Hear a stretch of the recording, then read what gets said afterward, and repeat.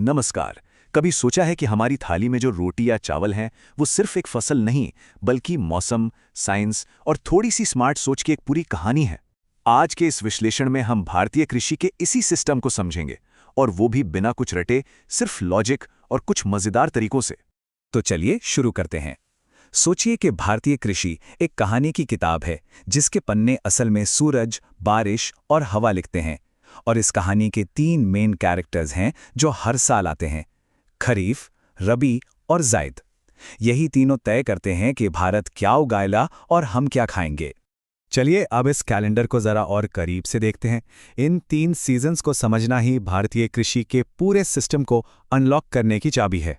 यहां देखिए तीनों का मिजाज कितना अलग है। खरीफ ये पूरी तरह से मॉनसून का इंतजार करती है, इसे चाहिए खूब सारा पानी। रबी इसको ठंडी रातें और हल्की सर्दियों वाली बारिश पसंद है। और जायद, अरे वो तो गर्मी का एक छोटा सा बोनस है जो हमें गर्मी से बचाने के लिए पानी से भरी फसलें देता है। इसको और भी आसान बनाते हैं। खरीफ मतलब मॉनसून की बारिश, जैसे धान, मक्का, कपास। इनके लिए तो बारिश ही सब कुछ है। वहीं रबी को चाहिए ठंडी सर्दियां और वो वेस्टर्न डिस्टर्बेंस से आने वाली हल्की बौछारें, जो गेहूं और जौ के लिए किसी टॉनिक से कम नहीं होती। तो मौसम तो समझ गए, पर इतनी सारी फसलों के नाम, यहां हम रटने वाला काम तो बिल्कुल नहीं करेंगे।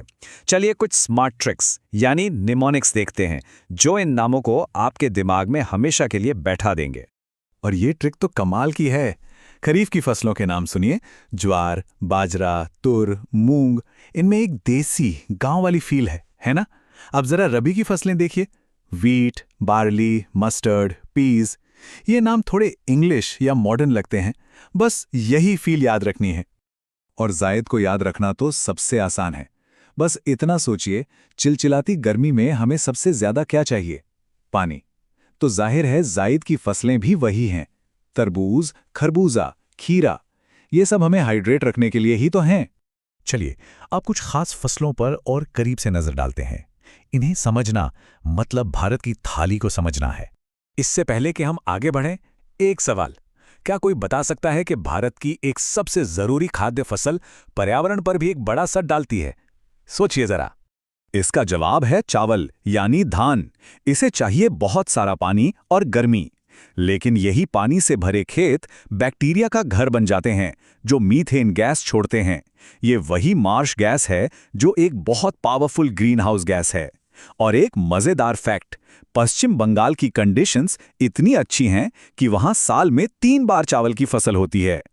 अब बात करते हैं गेहूं की, जो भारत की दूसरी मुख्य फसल है। ये एक रबी क्रॉप है जिसे उगने के लिए ठंडा मौसम और पकने के लिए तेज धूप चाहिए। और जैसा हमने पहले भी बात की, सर्दियों में वेस्टर्न डिस्टर्बेंस से होने वाली बारिश इसकी ग्रोथ के लिए बहुत ही फायदेमंद होती है। अब आते हैं भारत के असली सुपर फूड्स पर, जिन्हें अब श्री अन्न भी कहा जाता है, यानी मिलेट्स। आखिर इनमें ऐसा क्या खास है? अरे ये न्यूट्रिशन के पावर हाउसेस हैं, ग्लूटेन फ्री हैं और किसानों के लिए तो किसी वरदान से कम नहीं। कम पानी, कम खाद और मुश्किल मिट्टी में भी उग जाते हैं। ये स्लाइड तो पूरी कहानी बता देती है। जो अनाज कभी सिर्फ गांव तक ही सीमित था, आज अपने हेल्थ बेनिफिट्स के कारण शहरों में पॉपुलर हो रहा है। और याद रखिएगा, राजस्थान इसका सबसे बड़ा प्रोड्यूसर है। दालें सिर्फ प्रोटीन का खजाना नहीं है, ये मिट्टी के लिए किसी डॉक्टर से कम नहीं। इनकी जड़ों में जो राइजोबियम बैक्टीरिया होता है, वो हवा की नाइट्रोजन को खींचकर मिट्टी को एक तरह से नेचुरल फर्टिलाइजर देता है। यही वजह है कि भारत दालें उगाता भी सबसे ज्यादा है और खाता भी सबसे ज्यादा। लेकिन एक बहुत जरूरी एक्सेप्शन है, इस बात को ध्यान से सुनिए। सारी दालों में से सिर्फ राजमा है जो नाइट्रोजन फिक्स नहीं करता। उसे फर्टिलाइजर की जरूरत होती है। ये एग्जाम्स के लिए एक बहुत ही जरूरी फैक्ट है। अब बात गन्ने की। यह एक ऐसी फसल है जो लगभग पूरे साल खेत में रहती है और इसे पानी की बहुत ज्यादा जरूरत होती है। यह एक खरीफ फसल है। अच्छा, चाय की खेती के लिए ना कुछ खास शर्तें होती हैं। इसे ह्यूमस वाली एसिडिक मिट्टी चाहिए, बहुत ज़्यादा बारिश चाहिए, लेकिन पानी जड़ों में रुकना नहीं चाहिए। और यही वजह है कि चाय के बागान हमेशा ढलानों पर होते हैं। भारत में अरेबिका और रोबस्टा किस्म की कॉफ़ी उगाई जाती है, खासतौर पे कर्नाटक की बाबा बुदन पहाड़ियों में। इसे लैटराइट मिट्टी पसंद है। और मॉनसून से ठीक पहले की जो बारिश होती है ना, जिसे ब्लॉसम शावर्स कहते हैं, वो इसके फूलों को खिलने में मदद करती है। सिल्वर फाइबर यानी कपास के लिए दो चीजें सबसे जरूरी हैं। पहली, काली मिट्टी जो पानी को सोख कर रखती है, और दूसरी, कम से कम 210 दिन बिना पाले के, यानी खिली हुई धूप वाले दिन। और अब गोल्डन फाइबर यानी जूट की बारी। यह मुख्य रूप से पश्चिम बंगाल के बाढ़ वाले मैदानों में उगता है, और यहाँ एक छोटा सा नोट, सिल्क यानी रेशम पौधों से नहीं बल्कि जानवरों से मिलता है, इसलिए वो एक एनिमल फाइबर है। तो हमने अलग अलग फसलों को तो समझ लिया। चलिए अब एक कदम पीछे हटते हैं और देखते हैं कि ग्लोबल स्टेज पर भारत की कृषि कहाँ खड़ी है। ये टेबल एक बहुत ही दिलचस्प और चौंकाने वाली कहानी बताती है। भारत के पास चीन से ज्यादा खेती करने लायक जमीन है, फिर भी चीन हमसे ज्यादा फसल उगाता है। इसका मतलब साफ है, हमारी चुनौती जमीन की कमी नहीं बल्कि प्रोडक्टिविटी की है। असली खेल टेक्नोलॉजी और बेहतर तरीकों का है। चलिए अब तक जो कुछ भी हमने सीखा है उसे इस माइंड मैप की मदद से फटाफट रिवाइज करते हैं। हमने 3 मौसम देखे, खरीफ, रबी, ज़याद। फिर मुख्य फसलें, अनाज, दालें, कैश क्रॉप्स और प्लांटेशन क्रॉप्स, और उनकी क्या क्या खास ज़रूरतें हैं। और हम इसी सवाल पर आकर रुकते हैं, जब भारत के पास जमीन ज्यादा है तो चीन की पैदावार ज्यादा क्यों है? भारत की कृषि की असली क्षमता को अनलॉक करने की चाबी आखिर क्या है? चलिए खेती यानी कि फार्मिंग की दुनिया को थोड़ा आसान बनाते हैं। हम सब जानते हैं कि खेती हमारी जिंदगी का आधार है, लेकिन कभी सोचा है कि दुनिया भर में इसके तरीके इतने अलग-अलग क्यों हैं? आज हम इसी की गहराई में उतरेंगे। यही सवाल आज हमारी पूरी बातचीत का सेंटर पॉइंट है। काम तो एक ही है, फसल उगाना, पर कहीं ये काम बिल्कुल पारंपरिक औजारों से हो रहा है, तो कहीं बड़ी-बड़ी मशीनों से, कहीं सिर्फ परिवार का पेट भरने के लिए, तो कहीं बाजार में बेचने के लिए। चलिए इन अंतरों के पीछे की वजहों को समझते हैं। तो देखिए, इस माइंड मैप से साफ पता चलता है कि फार्मिंग को हम मोटे तौर पर 3 हिस्सों में बांट सकते हैं। पहला है प्रिमिटिव सबसिस्टेंस, मतलब आदिम निर्वाह कृषि। दूसरा है इंटेंसिव सबसिस्टेंस, यानी कि गहन निर्वाह कृषि। और तीसरा है कमर्शियल फार्मिंग, यानी वाणिज्यिक कृषि। ये तीनों ही हमारी आज की चर्चा का बेस हैं। आज हम इन्हीं 3 टाइप्स को एक-एक करके समझेंगे। हम शुरुआत करेंगे सबसे पुराने तरीकों से, फिर देखेंगे कि जनसंख्या का दबाव खेती को कैसे बदलता है, और आखिर में बात करेंगे मुनाफे के लिए होने वाली फार्मिंग की। और हाँ, लास्ट में एक क्विक रिवीजन भी होगा ताकि सब कुछ अच्छे से दिमाग में बैठ जाए। तो चलिए खेती की इन 3 अलग-अलग दुनियाओं में अपना सफर शुरू करते हैं।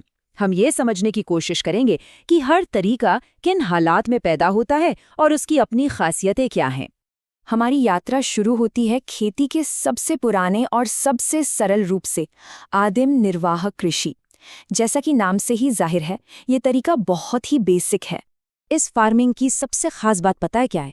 इसका मकसद सेल्फ कंजम्पशन, मतलब किसान सिर्फ अपने और अपने परिवार के लिए ही फसल उगाता है, बेचने के लिए नहीं। इसमें कोई ट्रैक्टर या फर्टिलाइजर नहीं होता, सिर्फ फावड़ा और कुदाल जैसे पुराने औजार इस्तेमाल होते हैं। सब कुछ मॉनसून और जमीन की कुदरती उपजाऊ शक्ति पर निर्भर करता है, जिस वजह से पैदावार भी अक्सर बहुत कम होती है। इसी आदिम खेती के अंदर एक बहुत ही फेमस और कह सकते हैं विवादास्पद तरीका है जिसे स्लैश एंड बर्न या कर्तन दहन प्रणाली कहते हैं। इसके असर काफी दूर तक जाते हैं, तो चलिए इसे थोड़ा और डिटेल में समझते हैं। ये स्लाइड पूरे साइकिल को कितने बढ़िया तरीके से दिखाती है। सबसे पहले आदिवासी समुदाय जंगल के एक छोटे से हिस्से को साफ करते हैं, फिर उसे जला देते हैं। जली हुई राख मिट्टी को पोटैश जैसे न्यूट्रिएंट्स देती है। फिर वे कुछ सालों तक उस पर खेती करते हैं, और जब मिट्टी की फर्टिलिटी कम हो जाती है तो वो उस जगह को छोड़कर किसी नई जमीन पर चले जाते हैं। इसे शिफ्टिंग कल्टीवेशन भी कहा जाता है। लेकिन इस तरीके की एक बड़ी कीमत चुकानी पड़ती है। ये तस्वीर उसी दूसरे पहलू को दिखाती है। इसके पर्यावरण पर बहुत गंभीर असर पड़ते हैं, जैसे कि बड़े पैमाने पर जंगलों की कटाई, मिट्टी का कटाव, और क्योंकि पेड़ ही नहीं रहते तो हवा से कार्बन डाइऑक्साइड सोखने की क्षमता भी खत्म हो जाती है। और पता है, ये तरीका दुनिया भर में अपनाया जाता है, और इसके नाम भी उतने ही अलग अलग हैं। जैसे मेक्सिको में इसे मिल्पा कहते हैं, M for Mexico, M for milpa. Brazil में रोका, याद रखने के लिए सोच सकते हैं, दोस्त को ब्राजील जाने से रोका। ये छोटी छोटी ट्रिक्स इसे याद रखने में बहुत काम आती हैं। और अपने देश भारत में, अरे यहाँ तो नामों की भरमार है। उत्तर पूर्व में इसे झूम कहते हैं, राजस्थान में वालरे, पश्चिमी घाट में कुमारी और ओडिशा में पामाडाबी।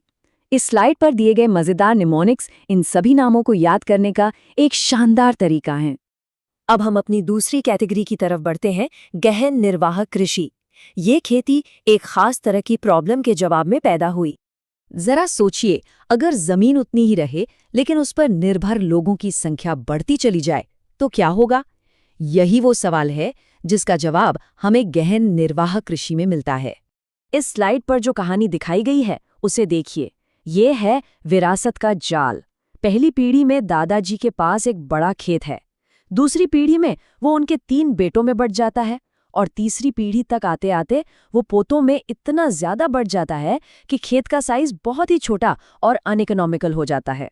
जमीन पर इसी भारी दबाव का नतीजा ये होता है कि किसान उस छोटे से टुकड़े से ज्यादा पैदावार निकालने के लिए मजबूर हो जाता है। इसके लिए वो बहुत ज्यादा मेहनत भी करता है और भारी मात्रा में फर्टिलाइजर और पेस्टिसाइड्स जैसे बायोकेमिकल इनपुट्स का इस्तेमाल भी करता है। और अब आती है हमारी आखिरी कैटेगरी, कमर्शियल फार्मिंग। ये खेती का मॉडर्न, बाजार ड्रिवन और पूरी तरह से मुनाफे पर फोकस करने वाला रूप है। यहाँ दोनों के बीच का अंतर बिल्कुल साफ है। निर्वाह खेती का लक्ष्य है खुद का पेट भरना, जबकि कमर्शियल खेती का लक्ष्य है बाजार में बेचकर पैसा कमाना।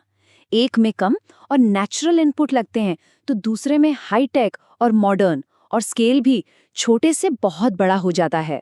कमर्शियल फार्मिंग अपने मॉडर्न टूल किट के लिए जानी जाती है, जिसमें हाई यील्डिंग वैरायटी यानी HYV बीज, केमिकल फर्टिलाइजर्स और कीटनाशक शामिल हैं।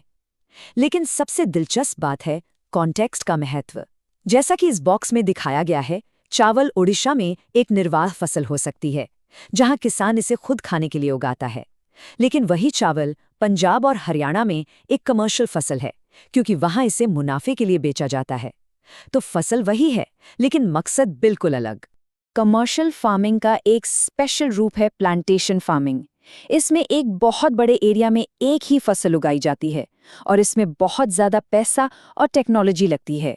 चाय, कॉफ़ी, रबड़ और गन्ना इसके क्लासिक उदाहरण हैं। चलिए, अब तक हमने जो कुछ भी सीखा है उसे फटाफट दोहरा लेते हैं ताकि सभी ज़रूरी पॉइंट्स एकदम क्लियर हो जाएं। इस स्लाइड पर 2 और स्पेशल तरह की खेती का जिक्र है। पहला है मिक्स्ड फार्मिंग, जहां फसल उगाने के साथ साथ पशुपालन भी किया जाता है। ये एक तरह का रिस्क मैनेजमेंट है। अगर फसल खराब हो जाए तो दूध या अंडे बेचकर काम चल सकता है। दूसरा है ट्रक फार्मिंग, जो सिर्फ सब्जियों की खेती होती है। इससे ट्रक इसलिए कहते हैं क्योंकि खेत से बाजार की दूरी आमतौर पर एक रात की ट्रक ड्राइव जितनी ही होती है। तो हमारी फाइनल चेकलिस्ट क्या कहती है? प्रिमिटिव मतलब प्रकृति और पुराने औजार, इंटेंसिव मतलब जनसंख्या का दबाव, कमर्शियल मतलब प्रॉफिट और HYV बीज, और हाँ, शिफ्टिंग कल्टीवेशन के अलग अलग नामों के लिए वो नक्शा जरूर याद कर ले। और हमेशा याद रखिए, असली इनोवेशन कॉन्सेप्ट को समझने में है, हमें रटना नहीं है, हमें क्लैरिटी चाहिए। जब हम क्यों और कैसे समझते हैं तो जानकारी अपने आप याद रहती है। और आखिर में एक सवाल सबके लिए, हमारी बढ़ती आबादी और बदलते मौसम के इस दौर में खेती का कौन सा तरीका हमारे भविष्य को खाना खिलाएगा? क्या वो आदिम तरीकों की सस्टेनेबिलिटी होगी, गहन तरीकों की प्रोडक्टिविटी, या फिर कमर्शियल तरीकों का बड़ा स्केल? इस पर जरूर सोचिएगा।